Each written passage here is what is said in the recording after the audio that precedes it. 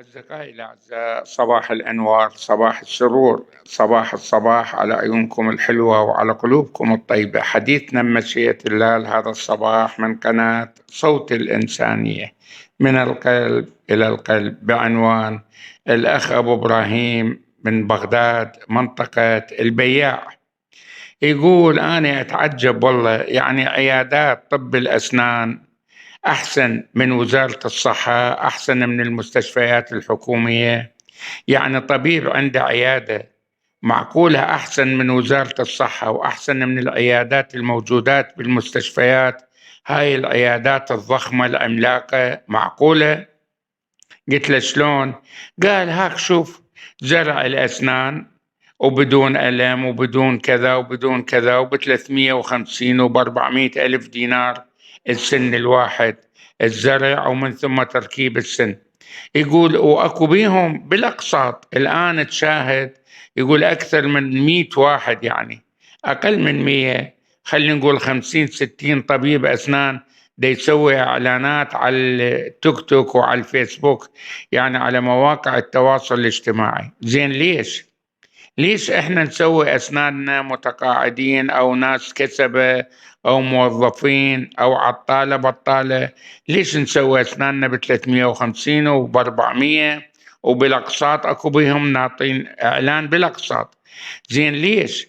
خو بنروح للحكومة، حكومتنا وهاي مستشفياتنا، بالمستشفيات خلي يسوون لنا زرع.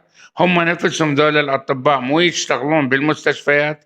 يعني هم أفهم، يعني ما يشتغلون بالمستشفيات مثلا مفتحين عيادات؟ زين، الأطباء اللي بالمستشفيات ما يعرفون مال الزرع؟ ما يقدرون يجيبون ذن البراغي والدرنفيسات والبلايس ويركبون الأسنان يستوردوها؟ يقدرون؟ نقول ما عندها الدولة إمكانية، خليه يحسبون لنا إياها بفلوس، بس يعني بأسعار رمزية، سعر رمزي، مو 350 و400 سن. منين نجيب؟ يقول والله تقاعد 535. تروح مال سلفة وكراوي وطلاب، يعني يقول احنا ما نريد نشكي، ما نريد نشكي ونبكي، أريد السيد وزير الصحة المسؤولين يلتفتون لهذه الظاهرة. ليش هاي؟ ليش عشرات الإعلانات تعال سوي سنونك ب350 السن الواحد، والتركيب ما أعرف بيش، يعني الفك الواحد ما أعرف بيش، بس السن الواحد البرغي والسن ب350 وب400 ألف. يقول منين نجيب احنا؟ والباقي عليك حجي، واتمنى لك التوفيق لك والقناتك والمشاهديك ومشتركيك، والله يوفقك ان شاء الله. اولا اخي العزيز، انا اقول لك حقيقة، يعني انا دا شاهد هذه الاعلانات والله العظيم يعني قلبي يعتصر، يعني انقهر، كلش انقهر. اقول سابقا، يعني سابقا احنا ما نريد نمجد بذاك النظام، لا ما نريد نقول، بس نذكر الشيء بالشيء يذكر. يعني سابقا اتذكر عندنا يعني اقربائنا يروحون للعيادات الشعبيه وللعيادات مال طب الاسنان بالكاظميه بالزهراء، اتذكر اكو عندهم يخلي برغي ويخلي كذا وحشوه، واذا السن مكسور يسوي بناء، يعني يبنيه، ما يجيب هيك سن، لا، بس يخلي له برغي ويبني فوقها ماده ما اعرف شو يسموه، يبني لك سن تمام. هسه تطور العلم، صارت هيجي، يعني وزارة الصحة ما عندها إمكانية تشتري ذن البراغي والدرنفيسات والفلايسات؟ ما عندها، يعني ما عندها هاي المليارات اللي عندنا.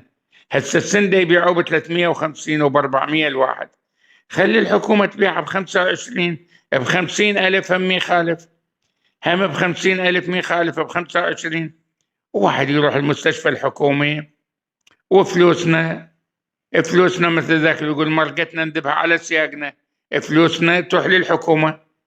غير هي خدمات تقدم الدولة، تقدم الصحة والتعليم والسكن وكل هاي الأمور هي الدولة تقدمها مجانا. بس احنا حشد سامح، حشد الأطباء ذول أنا ما أريد أحكي عليهم، انشلبوا، يعني انشلب الوضع كله، مستشفيات أهلية، ما أعرف شنو، مدارس وتعليم أهلي. زين وين نروح احنا؟ يعني احنا المتقاعدين والناس الكسبة، وحتى صغار الموظفين، موظف ياخذ له 600 700 يروح يسوي سنة بيش يسوي؟ وهم أكثرهم المتقاعدين الكبار بالعمر، يعني ناس وقعت سنونها من القهر، من الضيم، من الأكل، من المرض. سنونها توقع. هي شنو هي السنون؟ من الإهمال توقع الأسنان. غير المفروض نلقي من يعتني بينا هو المتقاعد اللي عمره بالستين بالسبعين سنة، شباكة من عمره، يسوي له سن بعد كم سنة يموت. حقيقة يعني قاعدين الناس وتتفرج على هاي الأسنان وتجرب حصرة. صدق يعني تجرب حصرات مثل أطفالنا يباعون المدارس الأهلية مسبح بها وموسيقى وكمبيوتر وقاعات ورحلات شلون حلوة، والصبي 20 أو 25 طالب، ووسائل إيضاح، والنظافة والحانوت المطعم بيه. أطفالنا يتحسرون يقولون بابا ليش ما تسجلنا؟ يعني أنا أبنائي يقولون، يعني ولدنا والهذا والبناتنا يقولون لأهلهم ليش ما تسجلونا بهاي المدارس؟ شو يقولوا لهم؟ ما عندنا إمكان يا بابا، كل طالب 1.5 مليون ومليونين، مدارس أهلية منين لهم الناس يسجلون؟ ما عندهم. يلا يا أخوان، ما نريد نطول عليكم حقيقة، يعني نطول الموضوع، وهذا الموضوع واضح، ولو احنا نروح يمنا ونجي يسرى، ونروح يسرى ونجي يمنا. عمي وزير الصحة الخاطر الله، أجهزة الموجودة ترى بوزارة الصحة خير من الله. يعني العيادات طب الأسنان عيادات جدا راقية، بس الأطباء الله يسلمهم ما يشتغلون حقيقة. يعني لا يزعلون علينا أطباء الأسنان، ما يشتغلون نهائيا. تروح للعيادة لا، يسوي لك حشوة جذر ويشلع لك سنك ويسوي لك زرع ويسوي لك حصاد ويسوي لك حرث وكل شيء يسوي لك. شو تريد تسوي له؟ يزوجك ويطلقك، تريد متعة، تريد مسيار، زواج، كل شيء تسوي. ما يصير هيك، ترى لعبت نفسنا.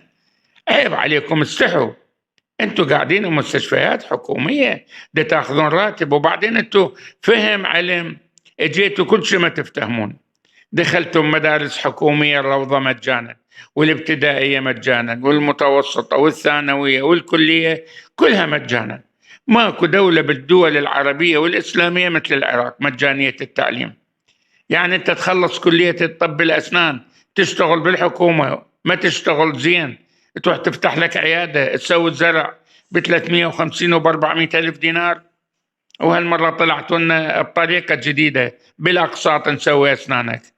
إذا الأقساط مو فلوس، يعني أنت حتسوي سنوني بالأقساط على عيني وراسي، ما تأخذهن مني راح تأخذهن. زين وش يبقى من الراتب؟